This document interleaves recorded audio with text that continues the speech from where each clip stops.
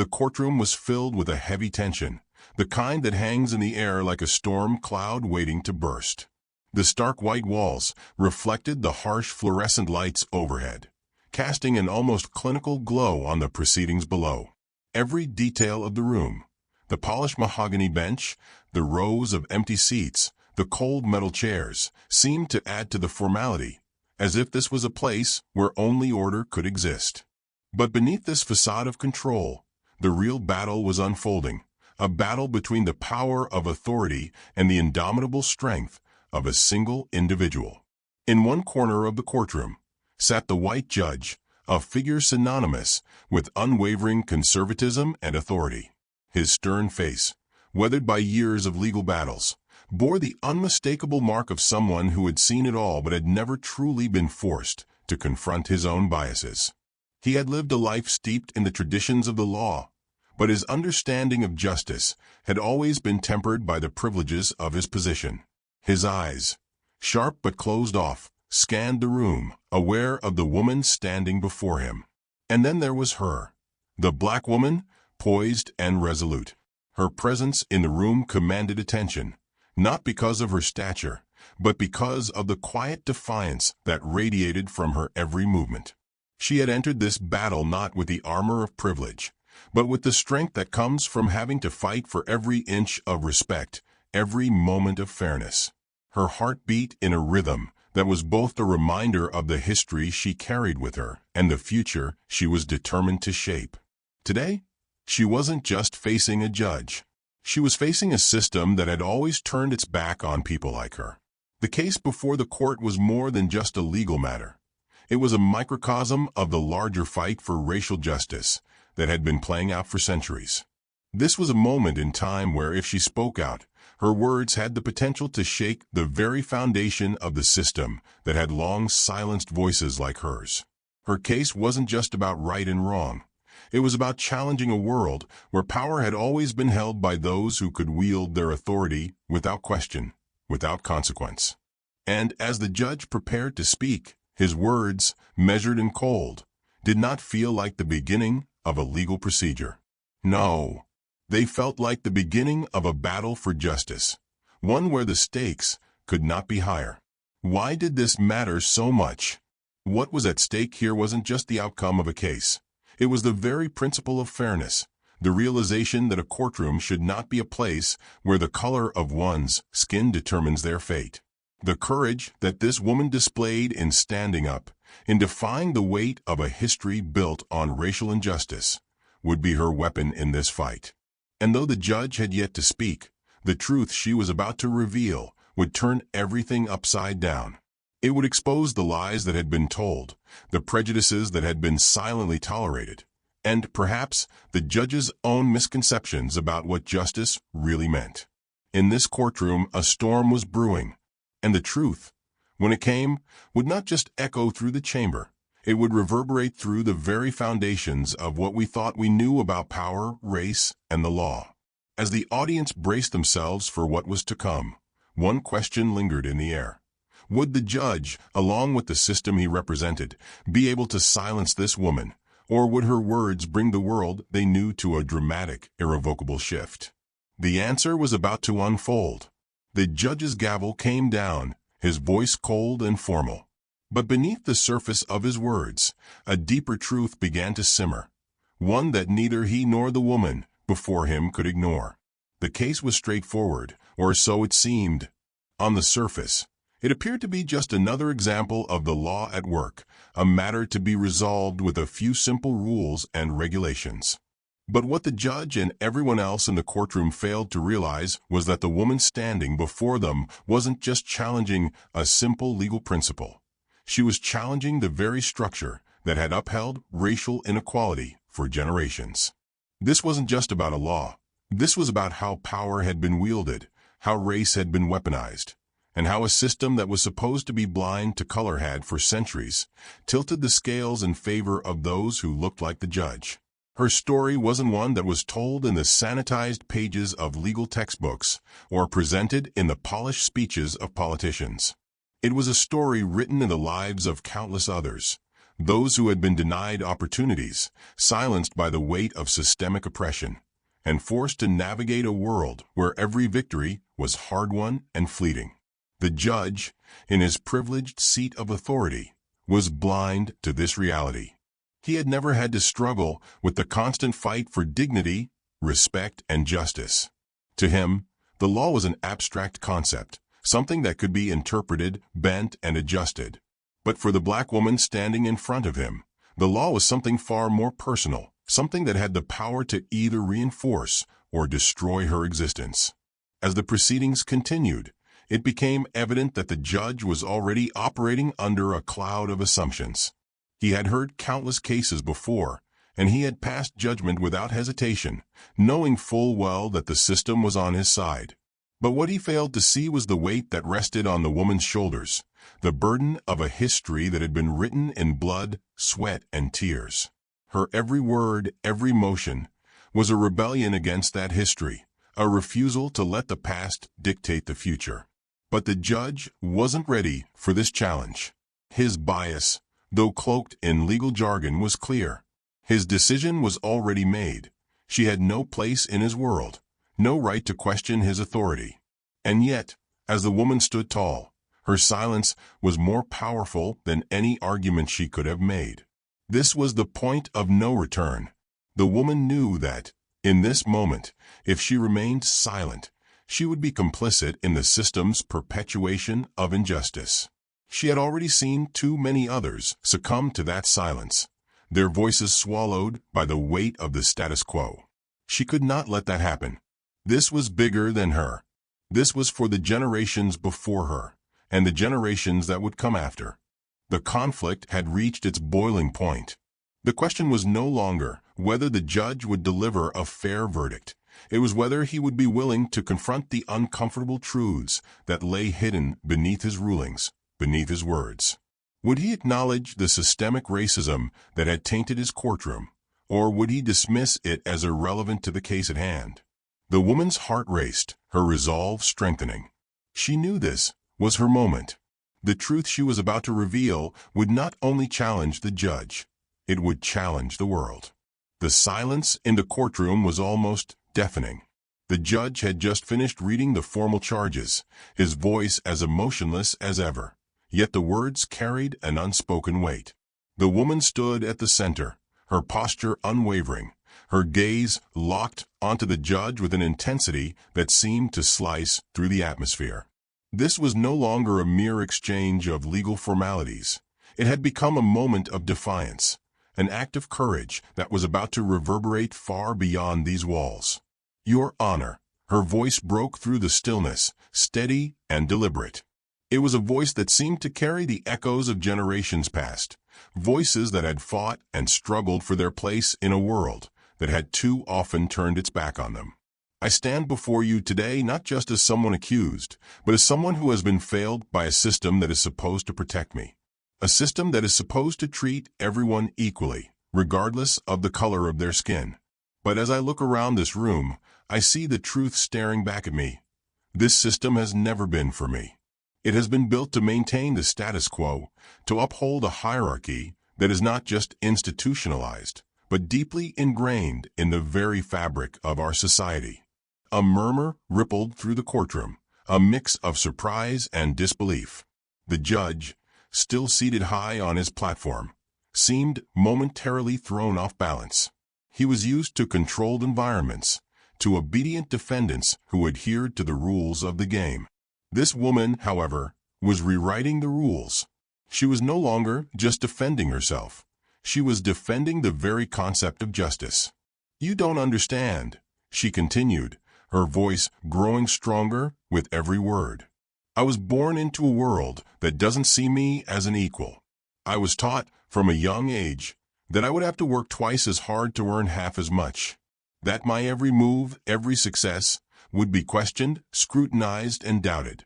The law tells me that I should be treated with fairness and respect, but my lived experience has shown me time and time again that the law doesn't always see me. It doesn't always hear me. It is blind in the worst way, and it's not the kind of blindness that leads to equality. It's the kind of blindness that allows for injustice to thrive. The judge's face had tightened. His fingers tapped lightly against the wood of his bench, a nervous habit that revealed a crack in his composed exterior.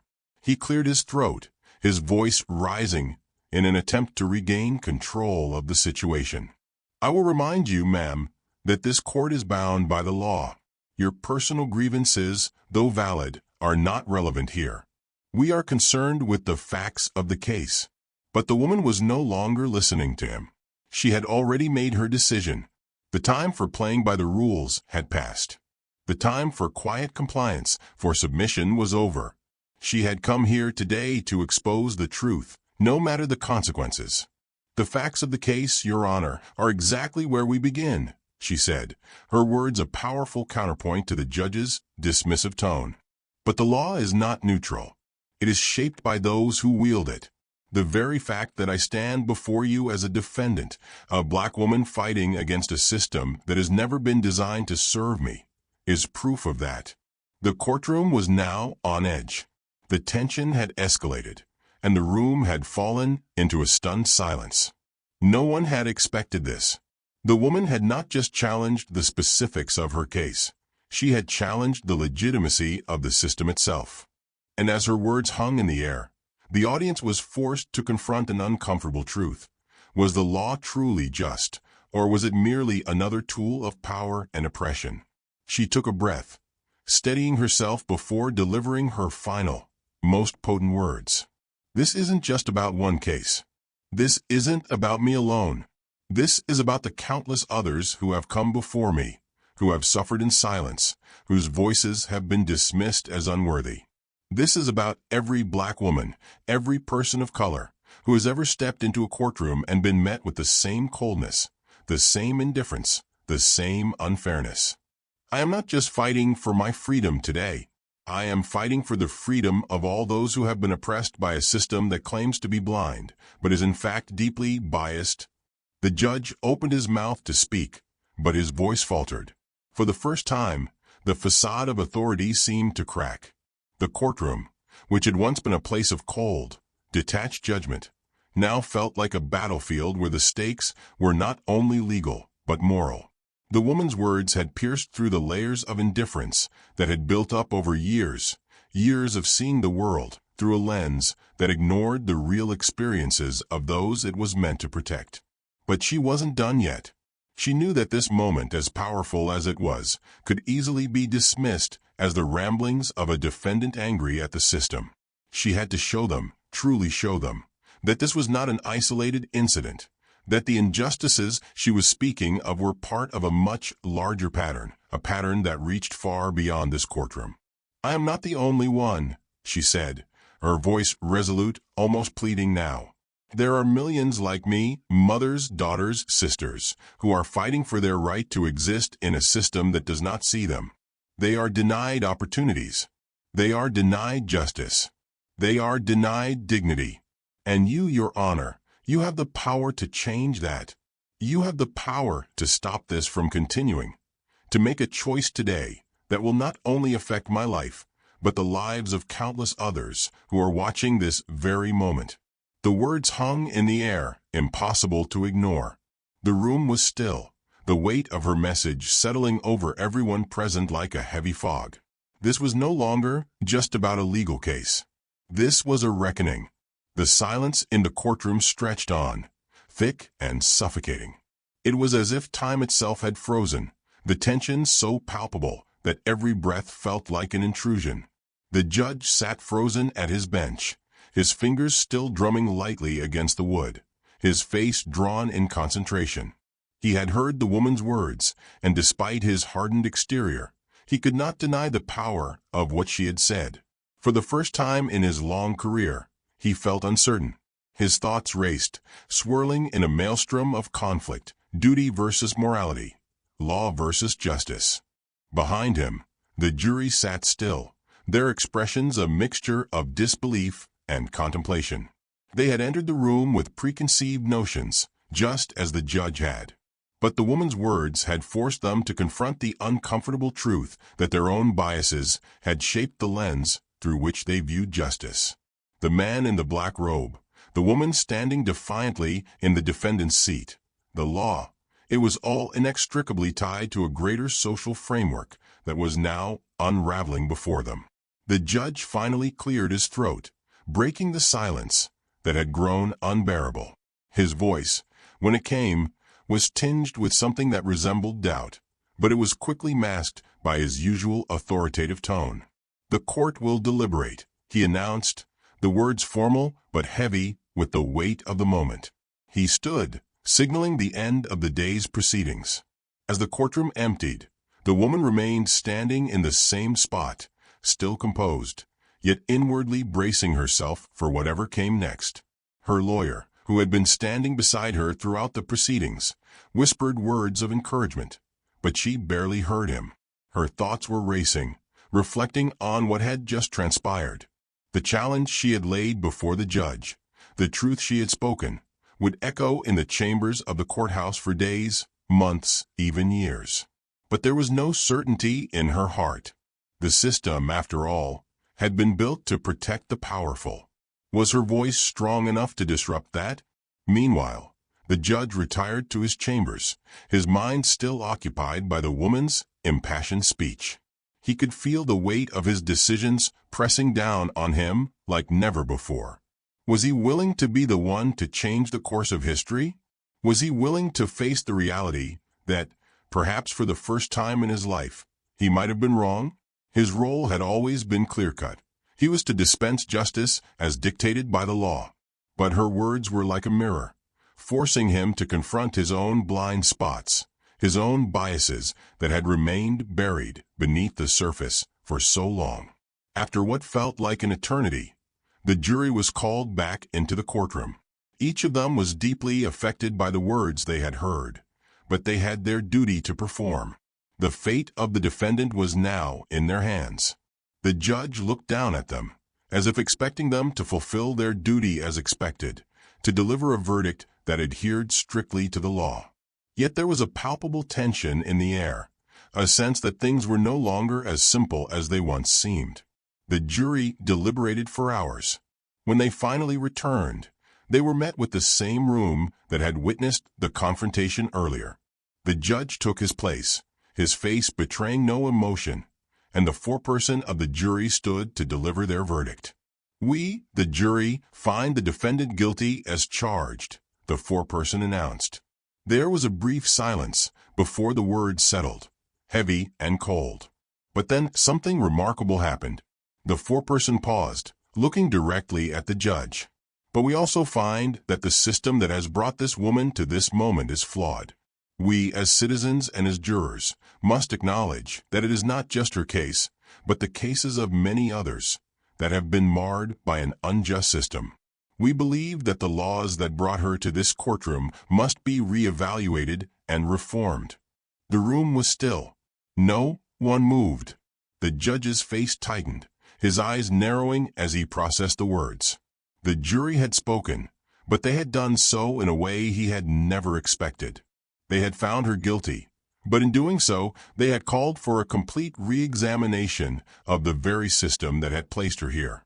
For a moment, the woman thought she might faint. The weight of the moment was overwhelming. She had not only fought for her own freedom, she had forced the entire system to confront its own injustices. Her heart raced, but a deep sense of vindication filled her. She had done what she set out to do. The judge, his face pale, stood up slowly. "The jury's recommendation will be taken into consideration," he said, his voice tinged with hesitation. "We will adjourn for now, and further deliberation will take place." As the room began to empty, the woman's lawyer turned to her, his face a mixture of awe and disbelief. "You did it," he whispered. "You made them see." But she wasn't finished yet. She knew that this was only the beginning. The woman had opened a door that could not be closed again. Her courage had sparked a shift, but it would take time for the ripples to turn into waves. Over the coming days, the case became a media sensation. People from all walks of life began to rally behind her, some inspired by her bravery, others driven by the justice they believed the system owed her. Conversations began to erupt in communities, in homes, in workplaces. People were talking about race, about power, about justice in a way they had never done before. The woman's case had done more than change one person's life. It had ignited a broader conversation about equality and fairness in the legal system. And then the decision came. The judge, despite his reservations, delivered a ruling that was unexpected by many. He took the jury's recommendation seriously, acknowledging the systemic flaws that had led to the woman's trial.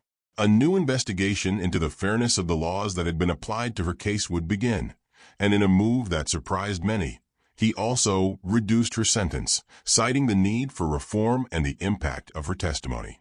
The woman stood in that courtroom, not just as a defendant, but as a symbol of defiance and change. She had not only fought for herself, but for every person who had ever been silenced by the system. She had spoken the truth when no one else would, and in doing so, she had forced the world to listen. Her fight was far from over, but in that moment, she knew something had shifted. It was a victory, not the one she had anticipated, but the one that was needed. The fight for justice, for fairness, for equality had only just begun. In the weeks following the judge's unexpected ruling, the case that had captivated the courtroom began to take on a life of its own. What had started as a single woman standing up against a deeply entrenched system had now transformed into a national movement. Social media, once a space for casual interactions, was flooded with passionate discussions, with hashtags like #JusticeReform and #SystemicChange trending across platforms. People from all over the country began to see the trial not just as an isolated event, but as a reflection of the systemic issues that permeated every aspect of their lives. For the woman who had become the face of this movement, life after the trial was anything but ordinary. She found herself in demand for interviews, her story featured on news outlets across the nation, and activists, lawyers, and lawmakers sought her out for collaboration. Despite the newfound attention, she remained focused, always returning to the idea that this was bigger than her. This was about creating change for those who had been silenced for far too long.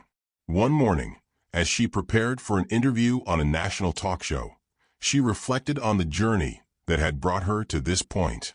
Just months earlier, she had been sitting in that same courtroom, uncertain of her future, her fate in the hands of a judge who, like many before him, had likely viewed her as just another statistic. But now, she had helped to lay the groundwork for something much larger than her individual case. She had made people look at the law not as an immutable force, but as a system that was built by people, people who could be held accountable, people who could choose to make it better. During that interview, the host asked her what it felt like to be at the center of such a transformative movement.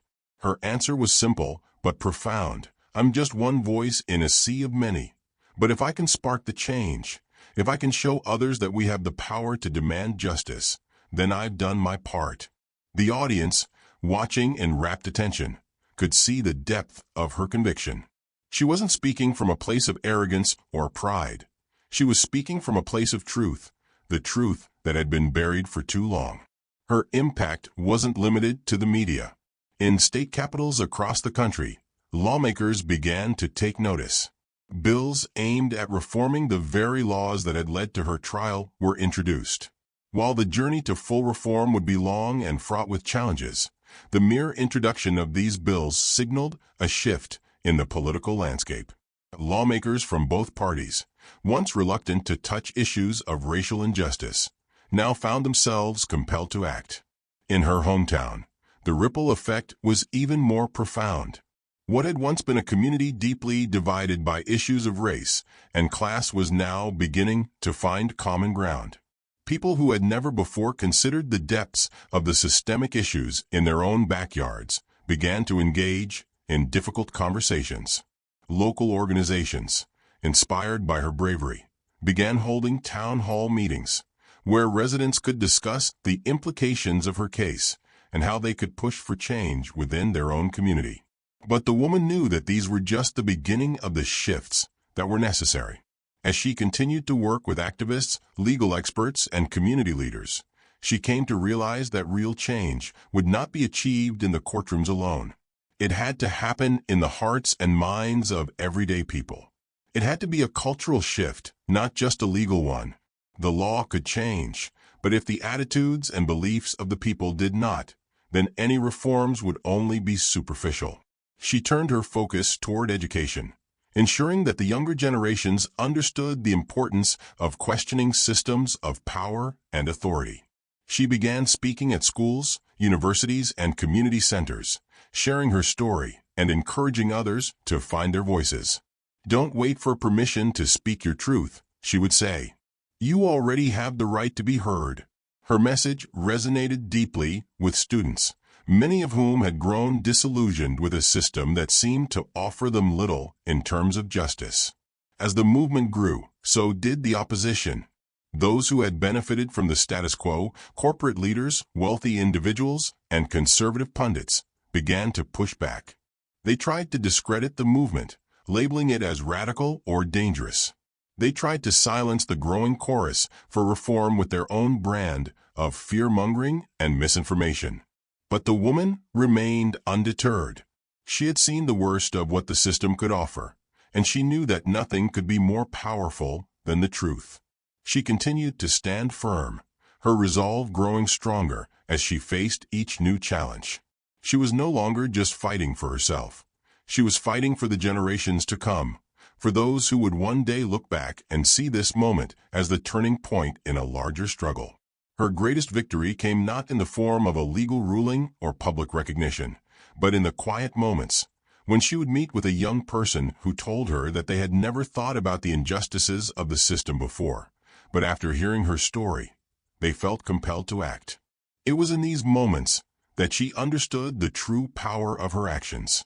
She had awakened a sleeping giant, one that would no longer allow injustice to thrive. Years later, when the first pieces of comprehensive legal reform passed through Congress, the woman watched from the sidelines, quietly content in the knowledge that she had played a role in bringing about this change. The laws that once failed to protect people like her were slowly being dismantled, replaced with systems that sought to offer real justice.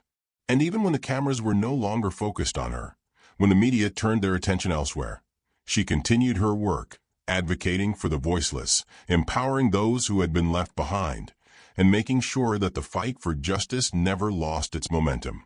Her story was a testament to the power of one individual to challenge the status quo, to disrupt the systems that perpetuate inequality, and to spark a movement that changed the course of history.